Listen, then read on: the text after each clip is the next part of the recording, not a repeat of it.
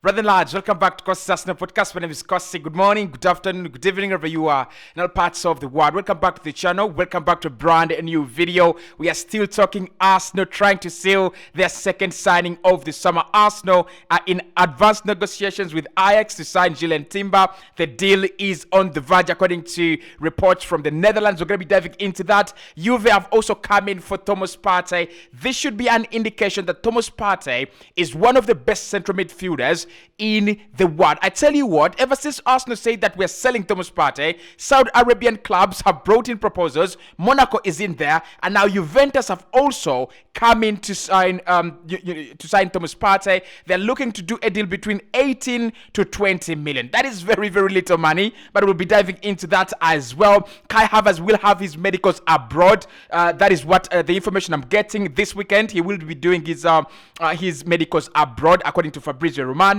We'll be diving into that, and the crazy day around Declan Rice. Bids are flying. Manchester City has sent in theirs. Arsenal sending in theirs. We're still trying to see what West Ham want, but according to some sources, West Ham want 50 million this year and 50 million next year. The deal must be done within 2 installments, but 50 million this year and 50 million next year as well. Hit the like button, subscribe to the podcast as well. It's an interesting summer for me. I've not done content in a summer like this. It's very, very interesting. It's crazy, and Arsenal are meaning real business. Let's get this video to 500 likes, and let's dive into Arsenal's next potential done deal. Now, according to reports coming in from the Netherlands, and of course Fabrizio Romano has been also reporting about this one, Arsenal are on the verge of agreeing a deal for Julian Timber. Now, our first bid was rejected. We tried to make sure that we do a low ball. We tried to make sure that we just go a little bit slowly with this one, and I think Arsenal just never wanted to go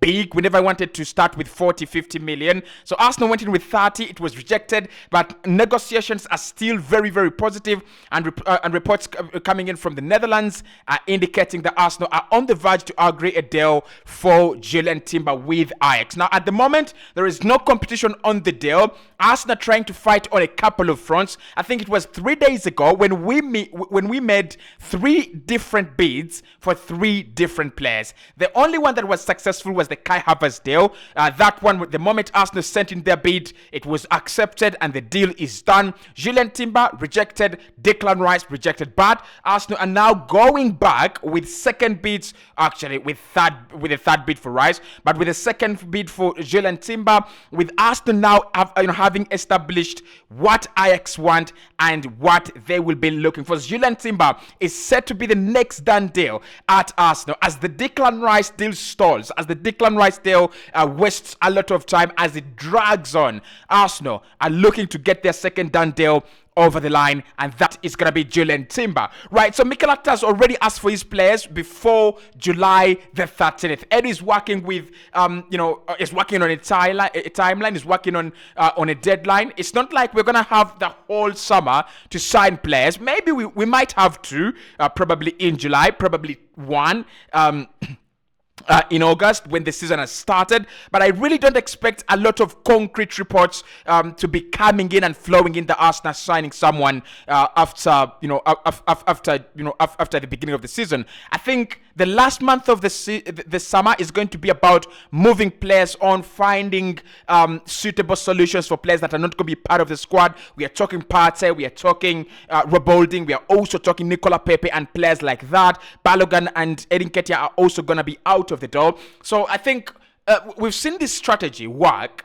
where the first days of the window, Arsenal literally go sign their targets. It happened last summer. Zinchenko in, Gabriel Jesus in, and Fabio Vieira in as well. And then the later part of the transfer summer is where you find deals for the likes of Nicola Pepe. It's where you find deals for players that are not even going to be there. So I think that's what we're trying to do in this summer as well. Arsenal are trying to conclude their next done deal. Now let's wait and see what's going to come out of there. My thinking is that Ajax might be a little bit, I don't know, I cannot say they will be lenient, because they are very, very hard negotiators. They're very hard, teams. They're a very, very hard team to, negotiate with. But then I also think Ajax might feel, because they had this loyalty from the player, he's done his part. He stayed there because out of love for the club, he stayed there, and now it's time for him to go. I want you to pay me back. I want you to be as loyal as I was. Let me go. I've chosen a club. It is Arsenal Football Club. You want 50 million. They are willing to go up to 40 million for my services. How about you let me go? Now, I will be very surprised if Timber signs before Rice. And this is the reason. I think Rice has been a priority for half a year. A priority for half a year. Julian Timber, I bet, has been an Arsenal priority for weeks. But look at the way that the Julian Timber deal is advancing. Personal terms are great. Consent from the player already on the table. Initial bid sent in, but not far away from what Ajax want. It's a very clean deal. Like, it's one of the cleanest deals that I've looked at in my life. And I'm like, just get that one done. Just go in with a second bid. And maybe Arsenal want to pull Ajax's leg a little bit here because they know maybe there is not a lot of competition yet. So maybe Arsenal want to get this deal done for around 35 million. It's not even a problem. But the Rice deal is absolutely all over the place. David Sullivan talks on TalkSport, talks to Jim White and Simon Jordan on TalkSport, and he says he has played his last game for West Ham, and we will sell him. Ever since then, Arsenal have gone in with 2 bids, Manchester City have gone in with a bid, and West Ham just keep on rejecting. They do not even have a standpoint that this is exactly what they want. The goalposts for that deal keep on shifting and changing every single hour, right? Manchester City have gone in. They thought they would get this one done quicker.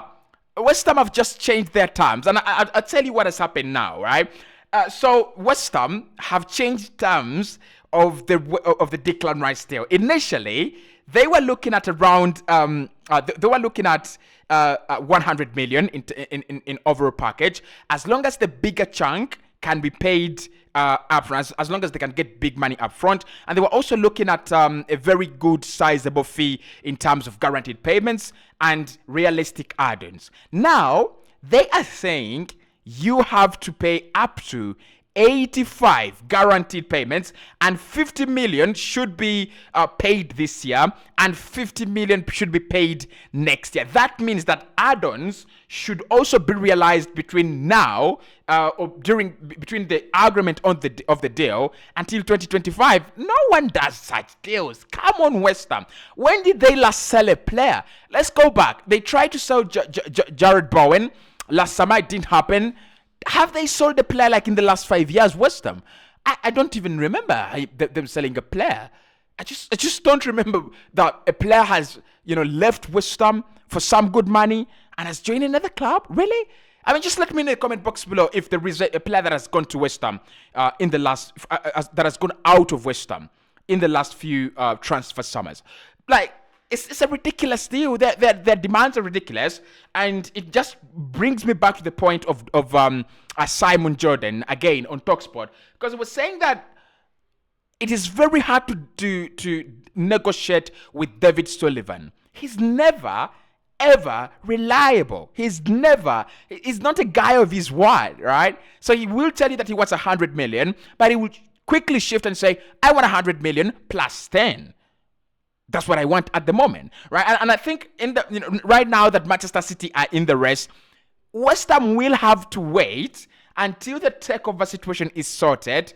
Look at what Manchester United are going to offer, because they know the money from Qatar is going to be spent in this summer. So I won't even be surprised if they decide to sell to a club like Newcastle eventually, because if Newcastle, yes, they're signing Tonali, but they need another midfielder. So I won't be surprised if Newcastle come in for Deckers as well. But it's crazy. It's absolutely crazy. So it looks like our next signing is gonna be Julian Timber. That is the deal that is on a streamlined plate, on a clearly defined path. The rest of the Declan Rice one, I can't confirm that it's on a decline, that is on a well demarcated path.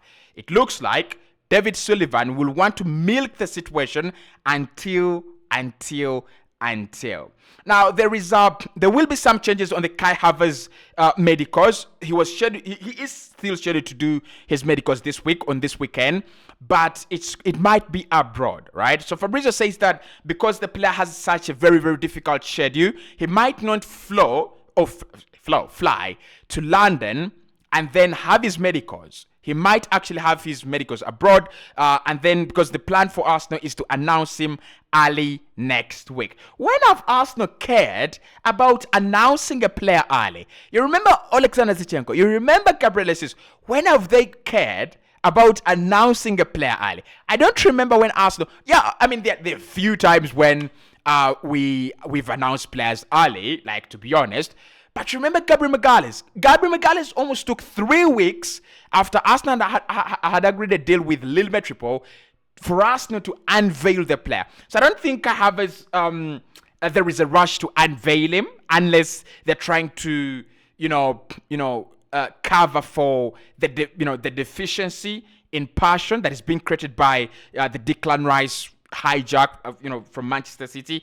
But I don't see Arsenal rushing to, I don't see Arsenal rush. I just don't see Arsenal rush to announce a player. But his medicals could be had abroad this weekend, and then early next week, we'll take Fabrizio Romano's word.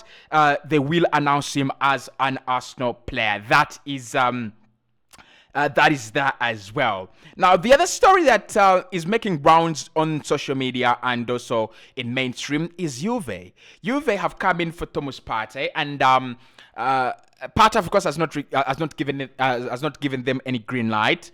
Arsenal will receive an offer from Juve very soon, between 18 to 20 million pounds. However, Juventus will want to first wait to see what happens with Adrien Rabiot. If Rabiot leaves, Partey comes in. If Rabiot stays, Partey does not sign for Juve. So it's now Monaco, it's now Juve, it's now 2 clubs from Saudi Arabia interested in Thomas Partey. The first lesson I drew from this is Arsenal must now see how good Thomas Partey is. We must now realize how good this boy is. The moment Arsenal, I think, when did the story break out that Arsenal concretely will sell Thomas Partey? It was Sunday, right? That was 4 days ago. 4 days ago, Arsenal put Thomas Partey on the market. Fabrizio Romano confirmed talks are ongoing for Arsenal and Thomas Partey to part ways. On Monday, Arsenal gave Thomas Partey the permission to explore deals away from the club. Ever since then, there are 2 proposals from Saudi Arabia, each worth 40 million euros. There is a proposal from Monaco. There is proposed interest from Monaco. And there is now Juventus. And I'm telling you this, these are not going to be the only clubs that come in for Thomas Partey. Like, whatever we do, we will never justify that Partey is never good enough for the Premier League. Nothing we will ever do, nothing ever Mikel Arteta will do or say will ever justify that Thomas Partey is not a good player for the Premier League. But Juve and Monaco, I do really appreciate the interest, especially from Monaco, because there are lower chances that Monaco faces Arsenal in Europe as compared to Juventus. Of course, Juve are also not in the UEFA Champions League, right? So Arsenal just need to get out of the group stages. That means that we can't play Juve in Europa League if they are there. Not even sure if they are there. But the money is nowhere near. I think Arsenal are right to ask in excess of 50 million euros. For a player like Thomas Partey, 2 years to go in his contract, has had 3 fairly good years in an Arsenal jersey since 2020. Yeah, he's only 30. It just makes sense for a fee around 50 million euros, okay? And for me, if I was Partey, I would definitely go to Saudi Arabia. Of course, I don't want him to play for any other team in Europe. I would love him to go to in Saudi Arabia and make his money. But then I also think that Partey, with the injuries that are starting to come in, they might actually cause an early retirement in his career. Something that he might not be prepared for, right? So I think Saudi Arabia would be the best move for Thomas Partey. Juventus is a very good team, of course. Like, they have that legendary status, right? If that is how they say it in Italiano, legendary status. They've got the legendary status. So if he goes to Italy, plays there for 2 years, that is until 32, he can still make more money when he goes to, one of those crazy leagues. But I just feel like, to be on a safer side, we get our 50 million euros or 50 million pounds, and Partey gets his move to Saudi Arabia. It's kind of a win-win situation, right? Arsenal get what they want. Partey gets what he wants. I doubt he wants to leave Arsenal, but he gets a good move with good money. He can be chatting to N'Golo Conte there. I don't know if they're even pals, but they could be they could chat. I mean, it's even strange how I'm sitting here and I'm thinking about the Saudi Pro League. And before I know it, my DSTV compact will be increased because Saudi Pro League is now going to be airing. And I tell you what, I'll beat them, right? I'll definitely beat them if they show me any ads of the Saudi Pro League. But Juve want Partey? Let's wait to see what's going to come out of that as well. I'll see you right in the next one.